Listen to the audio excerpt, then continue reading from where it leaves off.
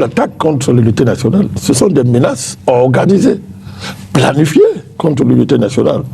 Parce que, d'abord, il faut condamner ça avec une extrême fermeté.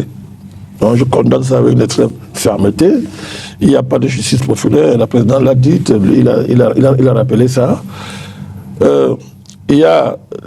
L'émotion peut pousser à ce qu'on pourrait appeler spontanéisme populaire, qui débouche sur la justice populaire. C'est inacceptable. Parce que le drame de la justice populaire, c'est que justement, c'est la justice populaire. Il n'y a pas d'enquête, il n'y a rien là-dedans. On peut confondre l'innocent au coupable, etc. Donc, il faut dénoncer ça. On peut comprendre ça.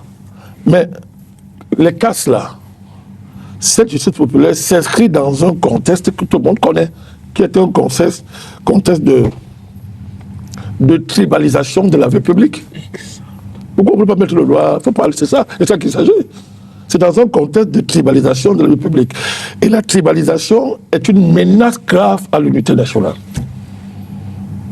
Donc on ne peut pas parler d'unité nationale et on tolère, on encourage la géoethnie d'État.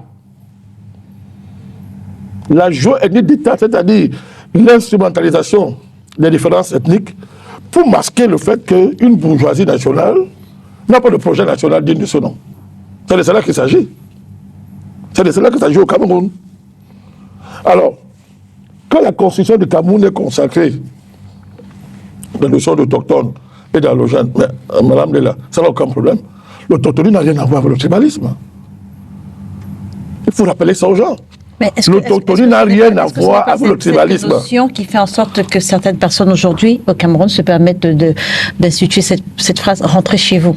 Non. Le célèbre rentrer chez vous. Moi, je parle de l'autochtonie. Le droit de sol. Tel que la Constitution l'a consacré. Je dis que ça n'a rien à voir avec le tribalisme. La défense des droits fonciers de communauté n'a rien à voir avec le tribalisme. Il ne faut pas mélanger les pédales. Donc, des acteurs publics qui font de la confusion entre la défense des droits des autochtones, la protection des minorités, c'est bien que M. Ngonga a convoqué, et le tribalisme utilisé à des fins politiques, mais c'est pas la même chose. C'est là où moi j'accuse l'État. Et c'est pas aujourd'hui que moi j'accuse l'État. Parce que, est-ce qu'au nom de la défense de l'autochtonie, on a le droit de désigner une communauté comme étant l'ennemi public? Et l'État tolère ça. L'État laisse faire. C'est inacceptable. Laissez faire. C'est inacceptable. Mais on voit tout ce que c'est. Le discours public a été envahi ces dernières années par le tribalisme à outrance. On est l'autre qu'à faire croire que désormais, on a remplacé la République par les communautés. Il faut faire ce qu'on veut. Donc c'est pas vrai. Ce n'est pas juste, c'est même pas possible. Donc c'est de ça qu'il s'agit. C'est parce qu'on a laissé faire. Très bien. Et on entretient ça, je répète, on entretient ça dans le cadre de la lutte pour la succession.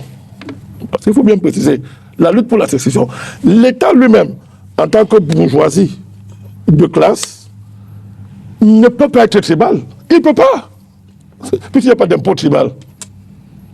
Le fondement de l'État, c'est l'impôt. S'il n'a pas l'impôt, il va financer avec quoi? Donc, il ne peut pas être tribal. Donc, de fait, l'État ne peut pas être tribal. Mais, qu'est-ce qu'il fait? Il fait porter, diffuser un discours géoethnique pour la conservation du pouvoir et la bagarre pour la succession du président. Ça peut déraper à un moment donné et ça nous bascule dans des aventures que personne ne pourra plus maîtriser.